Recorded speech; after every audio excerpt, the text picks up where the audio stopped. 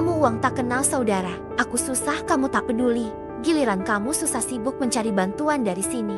Saudara yang diharapkan bisa membantu, nyatanya malah menghina saat kami sengsara. Mbak Mary, andai Mbak tahu rasanya susah itu gak enak, masih mungkinkah kau berlaku sombong?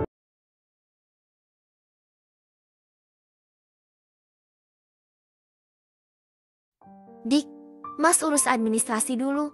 Yang sabar. Mas Rahman menyerahkan susu formula kepadaku. Lalu dia pergi. Kudekati Yazid, kubisikkan panggilan di telinga mungil itu. Tak ada respon. Hatiku semakin sakit. Nelangsa melihat putraku menderita. Jika boleh memilih, aku saja yang ada di sana menggantikanmu. Nak, permisi. Bu, anaknya mau kami pindahkan ke ICU. 2 orang perawat menghampiriku. Lalu tubuh mungil Yazid dipindahkan ke tempat tidur khusus. Yazidku dibawa pindah ruangan. Aku mengikuti kemana Yazid dibawa. Melangkah menyusuri lorong rumah sakit ini. Air mataku tak henti menetes, rapalan doaku baca terus untuk kesembuhan Yazid. Bu, maaf.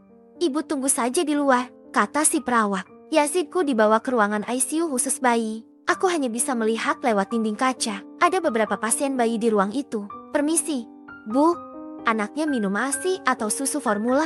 Seorang perawat bertanya kepadaku. Aku menoleh terkejut. ASI? Dia ASI?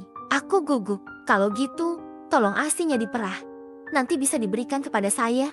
Anak ibu dehidrasi. Jeti, tolong kalau bisa beri ASI yang cukup ya. Bu, agar kondisi anak ibu segera pulih. Wanita cantik masih muda ini memberiku arahan dengan ramah. Saya dokter yang menangani anak ibu. Semangat. Ya, Bu, jangan putus asa. Saya tinggal dulu. Wanita muda ini berlalu setelah mengusap bahuku lembut. Aku segera mencari Mas Rahman. Ku minta untuk dibelikan dot untuk menampung ASIku. Lorong demi lorong ku lalui. Kulihat suamiku berdiri melihat secari kertas. Mas, tolong carikan dot. Yazid sudah pindah di ruang ICU khusus anak. Ucapku pada Mas Rahman. Ya wes, Mas pergi dulu. Wajah Mas Rahman sedih dan mendung. Tentu saja hati orang tua mana yang sanggup melihat anaknya sakit. Aku duduk termenung menunggu di ruang tunggu khusus ICU. Aku bingung. Haruskah ku kabari keluarga besarku? Masalah biaya rumah sakit tentu saja pasti dibantu oleh keluarga besarku. Tapi aku gak enak sama Mas Rahman. Aku takut menyinggung perasaannya. Selama ini dia begitu bertanggung jawab atas diriku. Bahkan meskipun buruh, Mas Rahman giat bekerja demi keluarga. Hanya saja nasibnya belum seberuntung kakak iparnya yang serakah itu. Kebun bagian Mas Rahman dirampas paksa oleh kakak iparnya dengan alasan membayar hutang biaya aku operasi caesar saat melahirkan Yazid. Padahal hutang kami hanya 10 juta. Namun kebun karet seluas 3/4 hektar disita paksa olehnya. Kata Mbak Mary, uang 10 juta itu beranak menjadi 50 juta selama setahun. Alhasil kebun karet kami direbut paksa. Sesuai ucapannya, uang tak kenal saudara. Dik, ini dotnya. Suara Mas Rahman mengejutkanku. Langsung saja dotku cuci, lalu ku bilas dengan air panas yang ada pada dispenser. Segera ku perah ASIku. Sebotol berisi 30 mili. ASI ini berhasil ku perah. Segera ku berikan kepada petugas ICU. Mbak, ini ASI untuk Yazid. Ucapku pada petugas penunggu ruang ICU ini. Oh, terima kasih. Bu, perawat cantik berseragam hijau ini tersenyum manis kepadaku. Mbak, apa boleh saya menemani Yazid? Tanyaku berharap bisa masuk ke dalam. Perawat ini tersenyum. Boleh. Bu, tapi pakai baju khusus itu dulu. Ya, Mbak perawat menunjukkan baju yang tergantung di lemari khusus. Aku segera memakainya, lalu ikut ke dalam. Mas Rahman menunggu dan melihat dari dinding kaca. Masuk ruangan ini sangat dingin. Yazidku tak berselimut. Air mata ini menetes. Perawat memberi label pada dot yang kuberikan. Lalu perlahan memasukkan ASI itu ke alat suntikan khusus dan dimasukkan ke selang yang terpasang di hidung Yazid. Perlahan ASI itu menghilang masuk ke tubuh Yazid melalui selang. Hati ini miris melihat keadaan Yazid. Ya Allah, apa sebenarnya yang terjadi pada anakku? Aku tak kuat keluar dari ruangan ini. Aku menangis di pelukan suamiku. Tak ada sanak saudara yang mendampingi kami di sini. HP jadul Mas Rahman berbunyi. Segera diangkat. Waalaikumsalam. Bu Aisyah. Yazid. Kritis, Bu. Iya. Oh, iya, terima kasih loh, Bu, atas bantuannya, ya. Waalaikumsalam. Aku mengusap perlahan air mata ini.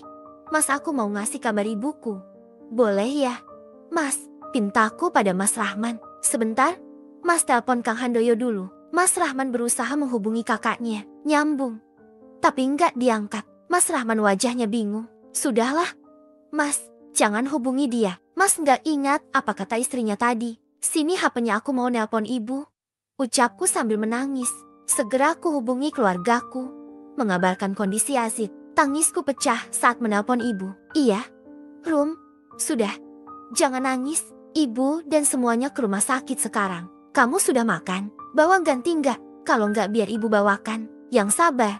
Enduk, ibu segera ke sana. Telepon terputus. Tak lama kemudian Bu Aisyah datang, menjenguk ke rumah sakit bersama keluarganya. Aku menangis dalam pelukan Bu Aisyah. Bahkan di saat seperti ini, saudara kandung suamiku tak peduli. Handoyo sudah dikabari, tanya Bu Aisyah setelah tangisku reda. Saya coba telepon gak diangkat.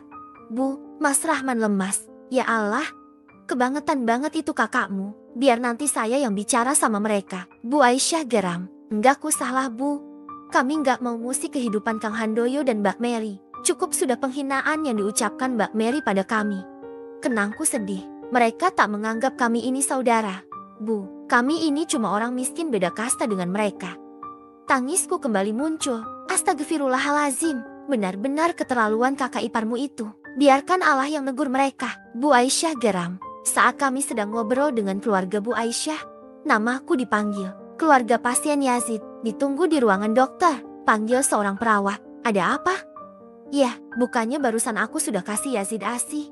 Apa ASInya kurang? Mas, sampean apa saya yang nemui dokter? Tanyaku pada Mas Rahman. Aku aja. Dik, jawabnya. Lalu bangkit menuju ruangan dokter. Hatiku deg-degan bukan main. Semoga tak ada yang buruk dengan putraku. Rum, nanti ibu kabarkan sama jamaah pengajian. Biar mereka mendoakan Yazid. Nanti malam acara yasinan di rumah Bu Ani, ucap Bu Aisyah. Tanganku digenggam erat. Bu Aisyah memang sangat baik, terlebih terhadap keluargaku. Aku beruntung mengenal beliau. Pintu ruangan dokter terbuka. Aku menoleh spontan. Mas Rahman keluar dengan wajah sedih. Ada apa ini? Mas, Yazid baik-baik saja kan? Aku berdiri menghampiri suamiku. Sabar. Dik, Mas Rahman memelukku. Aku merasa ada yang gak beres. Mas Rahman mengurai pelukannya. Dik, Yazid kena radang selaput otak. Kata dokter harus dirujuk ke rumah sakit umum daerah. Liris suamiku. Pihak rumah sakit masih ngirim surat rujukan online ke beberapa rumah sakit. Mas Rahman lesu. Hancur hatiku mendengar kabar ini. Hidupku seakan tak bermakna menghadapi kenyataan sepahit ini. Yazidku, kenapa harus kamu, Neng? Tubuhku lemas. Lunglai seketika. Pandanganku hampir kabur. Istighfar, Rum. Istighfar. Suara Bu Aisyah di telinga ini. Radang selaput otak bukan penyakit sepele. Ya Allah, kuatkan Yazid ya Allah. Bu, Yazid. Bu, Yazid. Aku menangis menghadapi kenyataan hidup ini. Sabar, Rum. Sabar. Kita doakan Yazid. Ya, Bu. Tolong ASI-nya diperah lagi. Ya, kondisi adik bayinya semakin menurun. Dibantu ASI. Ya, semoga lekas stabil agar bisa dirujuk ke rumah sakit lain. Terang seorang perawat wanita kepadaku. Ia menyerahkan dot bertuliskan nama Yazid. Aku segera menyeka air mata ini. Aku harus memerah ASI. Untuk Yazid. Demi Yazid. Mas, aku mau cuci tangan dulu. Aku bangkit meskipun lemas. Berjalan ke toilet mencuci tangan. Lalu kuperah ASI ini. Bu Aisyah pamit pulang. Tinggal aku dan suamiku saja di sini. Mas Rahman mengirim ASI ke petugas ICU. Kupandangi Yazid dari balik dinding kaca. Hingga sore menjelang maghrib, kami masih berdua saja. Saudara Mas Rahman tak kesini. Suara familiar terdengar di telinga. Aku menoleh. Ternyata ibu, bapak, dan para kakakku yang datang. Aku berhambur memeluk ibu, menangis menumpahkan segala sesak di dada ini. Mas Rahman juga. Ia dipeluk kakak-kakakku. Yazid harus dirujuk ke rumah sakit umum, ucapku sambil menangis. Yazid kena radang selaput otak. Bu, tangisku kembali pecah. Ibu menenangkan aku, menguatkan jiwa yang rapuh ini. Bu, bisa ikut saya sebentar? Seorang perawat cantik menghampiriku. Iya, Mbak, saya bisa. Aku bangkit lalu ikut Mbak perawat. Pakai bajunya. Bu, kata Mbak perawat. Aku menurut lalu memakai baju khusus. Aku masuk ruang ICU. Suara mesin-mesin alat kesehatan saling bersahutan. Bu, kami minta dampingi putranya. Ya, sejak tadi denyut jantungnya melemah. Semoga dengan kehadiran ibu di sini bisa membuat dedek bayinya semangat. Perawat itu menyarankan aku untuk menemani Yazid. Yazid diam. Neng, kamu bisa dengar mama? Neng, ini mama. Yasid kuat? Ya, Yasid anak mama. Jangan nyerah sayang.